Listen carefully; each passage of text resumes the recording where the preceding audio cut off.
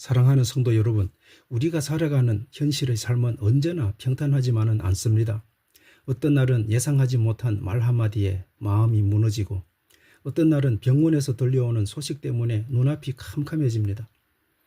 열심히 살아가는데도 삶은 점점 더 버거워지고, 기도는 계속 하는데도 상황은 바뀌지 않아 하나님, 정말 내 기도를 듣고 계십니까? 라는 질문을 던질 때도 있습니다. 또 세상을 바라보면 마음이 답답해지기도 합니다. 정직하게 살면 손해보는 것 같고, 양심을 지키면 뒤처지는 것 같고, 말씀대로 살려고 하면 오히려 어리석게 보이는 시대입니다. 그러다가 문득 깊은 밤이 되면 우리 마음속에 이런 질문이 찾아옵니다. 나는 정말 하나님 앞에서 그리스찬답게 살아가고 있는가? 내 신앙은 진짜인가? 오늘 우리가 읽은 시편 13편부터 15편까지는 바로 이런 인생의 현실을 아주 깊이 다루고 있습니다.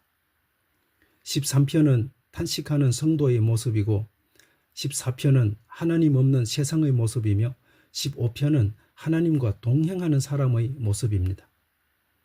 이 세 편의 시는 서로 연결되어 있습니다. 눈물로 시작하지만 믿음을 붙들게 하고 결국 거룩한 삶으로 인도합니다. 오늘 말씀을 통해 우리의 영혼이 다시 하나님 앞에서 새로워지기를 바랍니다. 먼저 시편 13편은 다윗의 깊은 탄식으로 시작됩니다. 여호와여, 어느 때까지니까? 다윗은 이 말을 4번이나 반복합니다. 어느 때까지 나를 잊으시겠습니까? 어느 때까지 얼굴을 숨기시겠습니까? 어느 때까지 근심해야 합니까? 어느 때까지 원수가 이기겠습니까? 이것은 단순한 감정 표현이 아닙니다. 기도해도 응답이 없는 것 같은 시간, 하나님이 멀리 계신 것처럼 느끼는 시간 속에서 터져 나오는 영혼의 절규입니다. 우리도 이런 시간을 지나갑니다. 아무리 기도해도 상황이 바꾸지 않을 때가 있습니다. 가정의 문제, 건강의 문제, 경제적인 어려움, 사람에게 상처받은 때문에 마음이 지칠 때가 있습니다. 특히 믿음으로 살려고 애쓸수록 더욱 외롭고 힘들게 느껴질 때가 있지요. 그런데 중요한 것은 다윗이 하나님을 떠나지 않았다는 사실입니다. 다윗은 낙심했지만 기도를 멈추지 않았습니다. 무너졌지만 하나님께로 나아갔습니다. 믿음의 사람은 고난이 없어서 믿는 사람이 아니라 고난 속에서도 하나님을 붙드는 사람이 믿음의 사람이지요. 그리고 시편 13편은 놀라운 반전으로 끝이 납니다. 나는 오직 주의 사랑을 의지하였사오니. 여기서 사랑은 히브리어로 헤세드입니다. 이 말은 변하지 않는 하나님의 신실한 사랑을 뜻합니다. 상황은 아직 바뀌지 않았습니다. 그런데 다윗의 마음이 바뀌었습니다. 문제만을 바라보던 눈이 하나님을 바라보기 시작한 것입니다. 여러분, 신앙은 환경이 좋아서 유지되는 것이 아닙니다. 상황이 흔들려도 하나님의 사랑은 흔들리지 않는다는 것을 믿는 것이 신앙입니다. 그래서 사도 바울은 로마서 8장에서 말하기를 환난이나 곤고나 박해나 기근이나 적신이나 위험이나 칼이랴 이 모든 일에 우리를 사랑하시는 이로 말미암아 우리가 넉넉히 이기느니라 라고 말하고 있습니다. 오늘 우리의 삶에도 탄식의 밤이 있을 수 있습니다. 그러나 그 밤에도 하나님은 우리를 놓지 않으신다는 것을 꼭 기억하시기를 바라겠습니다. 다음은 시편 14편입니다. 시편 14편은 세상의 모습을 보여줍니다. 어리석은 자는 그 마음에 이르기를 하나님이 없다 하는도다 라고 다윗은 고백하고 있습니다. 여기서 어리석은 자는 단순히 머리가 나쁜 사람을 말하는 것이 아닙니다. 히브리어로 나발이라고 하는데 하나님 없이 자기 마음대로 살아가는 사람이 어리석은 사람이라는 것입니다. 오늘 세상이 그렇습니다. 돈이 가장 중요해지고 양심보다 성공이 더 중요해졌습니다. 정직보다 이익이 우선되고 진실보다 능력이 더 높이 평가됩니다. 그래서 사람들은 하나님 없이도 잘 살 수 있다고 생각합니다. 그러나 하나님 없는 세상은 결국 무너지게 되어 있습니다. 왜냐하면 인간은 하나님을 떠나는 참된 선을 이룰 수 없기 때문입니다. 시편 14편은 선을 행하는 자가 없으니 하나도 없도다 라고 말합니다.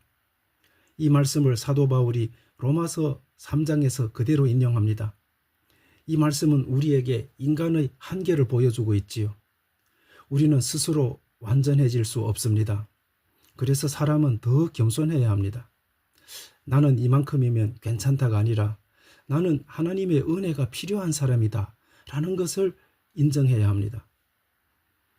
여러분, 세상은 점점 더 믿음을 흔듭니다. 타협하라고 말하고 조금쯤은 괜찮다고 속삭입니다. 그러나 하나님은 오늘도 우리에게 의인의 길을 걸으라고 말씀하십니다. 직장에서도 가정에서도 사업터에서도 믿음을 잃지 마시기를 바랍니다. 사람은 몰라도 하나님은 늘 우리를 보고 계십니다. 시편 14편 5절은 이렇게 말하고 있어요. 하나님이 의인의 세대에 계심이로다. 세상이 아무리 어두워도 하나님은 자기 백성과 함께 하신다는 것입니다. 이어서 시편 15편은 질문으로 시작됩니다. 여호와여, 주의 장막에 머무를 자 누구오며? 라고 질문합니다. 이 질문은 단순히 누가 천국에 갑니까? 라는 뜻이 아닙니다. 누가 하나님과 동행하며 살아갑니까? 라는 뜻입니다. 그리고 그 답은 놀랍게도 아주 현실적입니다. 정직하게 행하는 사람, 마음으로 진실을 말하는 사람, 남을 비방하지 않는 사람, 약속을 지키는 사람이라는 것이지요. 하나님은 화려한 말보다 삶의 진실함을 보십니다. 교회 안에서는 거룩한 척하지만 삶 속에서는 정직하지 못한다면 그것은 참된 신앙이 아니지요. 특별히 하나님은 우리의 말을 중요하게 보십니다. 그리하여 야고보는 야고보 3장에서 말하기를 혀는 곧 불이라고 했습니다. 말 한마디가 사람을 살리기도 하고 무너뜨리기도 합니다. 그러므로 성도는 사람을 세우는 말을 해야 합니다. 가정에서도 직장에서도 교회에서도 누군가를 살리는 말을 하는 사람이 되어야 합니다. 그리고 시편 15편은 정직하게 행하는 사람을 말하고 있지요. 여기서 정직은 히브리어로 탐임이라고 하는데 흠없고 온전하다는 뜻입니다. 완벽주의를 말하는 것이 아닙니다. 사람 앞에서만 잘 보이는 신앙이 아니라 하나님 앞에서 진실하게 살아가는 삶을 말하는 것입니다. 남들이 보이지 않아도 정직하고 손해를 보더라도 약속을 지키고 작은 일 속에서도 하나님을 의식하며 살아가는 삶을 말합니다. 이것이 바로 하나님이 기뻐하시는 삶입니다. 사랑하는 성도 여러분, 오늘 시편 13편부터 15편은 우리에게 믿음의 길을 보여주고 있습니다. 탄식의 밤에도 하나님을 꼭 붙드시기를 바라겠습니다. 세상이 흔들려도 믿음을 절대로 잃지 마십시오. 그리고 삶의 자리에서 정직과 거룩함으로 살아가면 좋겠습니다. 우리의 현실은 여전히 어렵고 삶은 여전히 버겁고 눈물은 여전히 흐를 수 있습니다. 그러나 하나님은 자기 백성을 결코 버리지 않으십니다. 오늘도 하나님은 단식하는 자의 기도를 들으시고 의인의 길을 지키시며 정직하게 살아가려는 사람의 발걸음을 붙들고 계십니다. 그러므로 시편 15편 마지막은 다윗이 이렇게 고백합니다. 이런 일을 행하는 자는 영원히 흔들리지 아니하리이다. 여러분, 세상은 흔들려도 하나님 안에 있는 사람은 무너지지 않습니다. 하나님께서 우리의 삶을 끝까지 붙드시기 때문입니다. 함께 기도하겠습니다. 사랑과 은혜가 풍성하신 하나님 아버지, 오늘도 시편의 말씀을 통해 우리의 영혼을 다시 깨워주시니 감사합니다. 살아가다 보면 다윗처럼 어느 때까지입니까? 라고 탄식할 때가 많습니다. 기도해도 응답이 없는 것 같고 삶은 점점 더 무거워지고 사람에게 받은 상처 때문에 마음이 지칠 때가 있습니다. 그러나 그 순간에도 우리를 붙드시고 계시는 하나님을 바라보게 하옵소서. 환경보다도 하나님을 더 신뢰하게 하시고 눈물 속에서도 기도의 자리를 떠나지 않게 하옵소서. 하나님 아버지, 우리가 살아가는 세상은 점점 더 거칠어지고 있습니다. 정직보다 이익을 따라가고 진실보다 성공을 더 중요하게 여기는 시대 속에서 우리의 믿음이 흔들리지 않게 하옵소서. 작은 일 속에서도 하나님을 의식하며 살아가게 하시고 세상의 방식에 쉽게 타협하지 않게 하옵소서. 우리의 말과 행동을 지켜주셔서 가정에서도 직장에서도 교회에서도 사람을 살리는 말을 하게 하옵소서.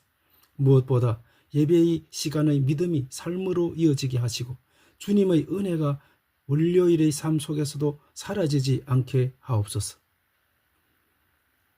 오늘도 우리의 걸음을 붙드시고 흔들리는 세상 속에서도 끝까지 믿음으로 살아가게 하옵소서. 우리의 피난처 되시는 하나님께 감사드리며 예수 그리스도의 이름으로 기도드립니다. 아멘.